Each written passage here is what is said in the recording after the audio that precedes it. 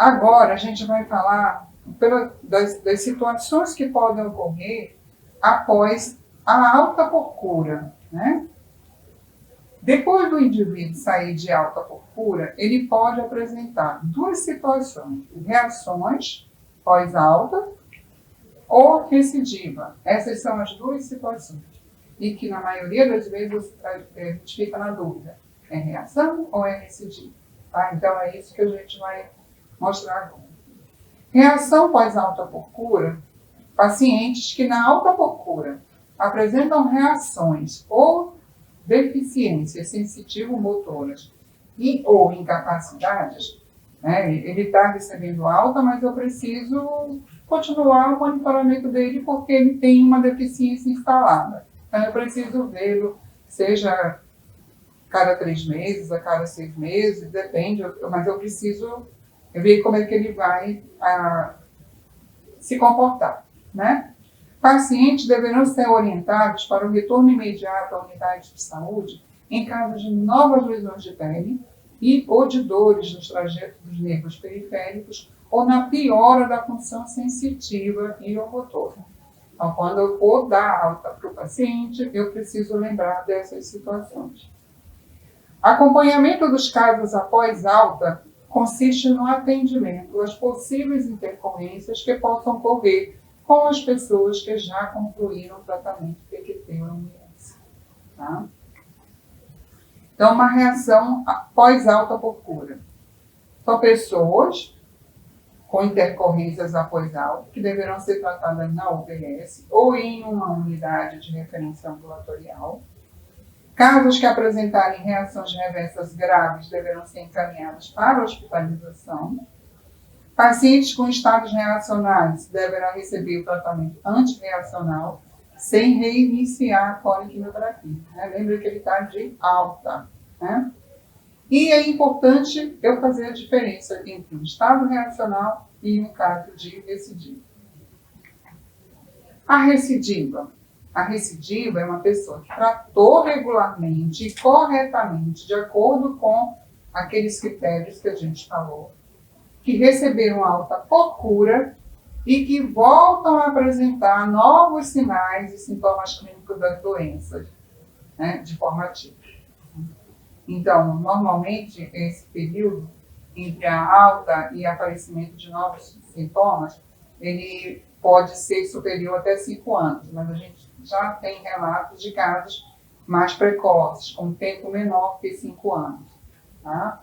E aí tem umas orientações que faz a gente suspeitar se é ou não recidiva, se é ou não uma reação. A maior causa das recidivas é quando o paciente faz tratamento inadequado. Ele foi irregular ao tratamento, ele tomou a medicação de forma errada, né? Ou ele tomou, vamos dizer assim, tomava um mês, faltava 2 ou faltava 1, né? Teve um tratamento que não foi o ideal. Então, esse paciente tem um risco maior de recidiva, né? E quando isso é diagnosticado, o tratamento vai ser repetido integralmente, de acordo com a classificação. Quando que eu penso em recidiva em um paciente falso vacilar? Quando eu tenho novos nervos afetados, quando eu tenho novas áreas com perda da sensibilidade, alteração de sensibilidade, quando eu tenho novas lesões e ou piora da lesão anterior e que não responde à terapêutica para a reação, no caso, o corticoide, no período de 30 dias, vamos dizer, para lesões cutâneas, e no período de 90 dias, quando eu tenho uma neurite. Quando eu tenho um paciente que tem surto reacional tardio, ou seja, 5 anos depois da alta, eu tenho que pensar que pode ser uma possível recidiva.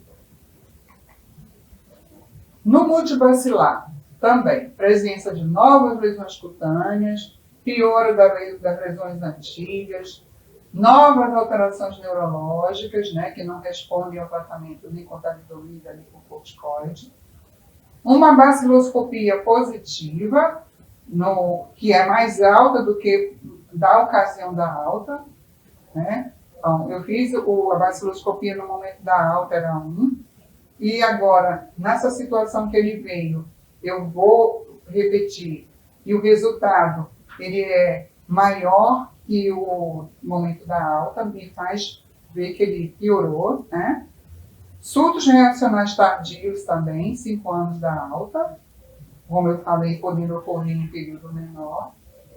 Onde é possível fazer sorologia, altos níveis de ELISA, anti-PGL1, ou se eu faço uma baciloscopia, um raspado intradérmico, ou então, no resultado da biópsia, me vem escrito lá, bacilos íntegros, isso já me diz que ele está com lesão ativa, né? O bacilo ali está ativo.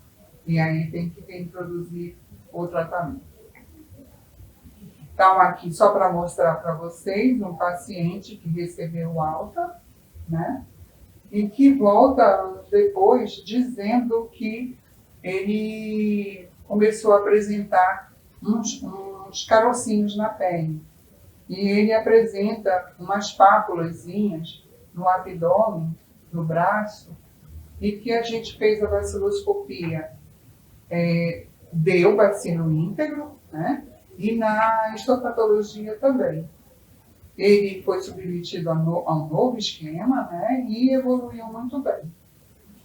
Esse quadro é um quadro para você fazer a diferença, essa tabela, né? Para você ter assim na tua frente, para te ajudar a fazer diferença entre uma reação e recidiva. Com relação, por exemplo, ao período de ocorrência, a reação ela é frequente durante a poliquimioterapia e menos frequente 2 ou 3 anos após o tratamento. A recidiva geralmente ocorre, então, como a gente falou, no período superior a 5 anos, mas já existe relato de casos em tempo menor, tá? Com relação ao surgimento, a reação ela é de surgimento súbito e inesperado. Na recidiva, ele é lento e insidioso, não incomoda, né? Com relação a lesões antigas, a reação, algumas ou todas podem se tornar vermelhas, brilhantes, inchadas, infiltradas, e na recidiva, ela parece assim imperceptível, como a gente mostrou no caso anterior. Com relação a lesões recentes, a reação, em geral, são múltiplas e na recidiva são poucas. Quanto à ulceração, na reação geralmente ocorre ulceração, na recidiva dificilmente isso raramente ocorre. Quanto ao comprometimento neural, na reação, muitos nervos podem ser rapidamente desenvolvidos, ocorrendo dor e alterações sensitivo-motoras. E na recidiva são poucos nervos, né, que podem estar envolvidos, né, e o comprometimento sensitivo-motor é de modo mais lento.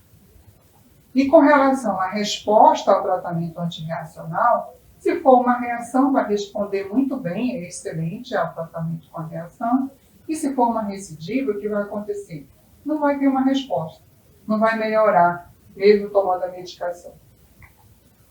Agora, lembrar que, assim, você suspeitou que é uma recidiva, você vai ter que seguir o protocolo da recidiva. Existe um protocolo que tem que ser seguido, né? Que toda suspeita de recidiva, você tem que notificar, você tem que colher material para investigar e para confirmar essa recidiva e pesquisar resistência medicamentosa. Então, todo paciente precisa fazer no caso de recidiva, tem que fazer essa monitorização. Apesar da eficácia, então, comprovada da poliquimioterapia, a vigilância da resistência medicamentosa ela deve ser iniciada nessas situações, como eu falei. Então, a unidade de referência deve encaminhar coleta de material de casos de recidiva confirmada em multivacidade ao Centro Nacional de Referência indicados para a recidiva. Existe uma recomendação na questão do guia de vigilância de resistência, 10% de todos os casos multibacilares devem ser biopsiados para ser monitorados com relação ao risco de resistência. E todo caso de recidiva tem que ser colhido material para pesquisa de resistência. Então, não é simplesmente, é recidiva e eu vou começar a medicação. Eu preciso documentar, eu preciso coletar material, eu preciso mandar esse material no nível de referência para que isso seja confirmado e identificado, tá? Inclusive para monitorar esse monitoramento desses casos. Okay? Então, obrigada, era isso.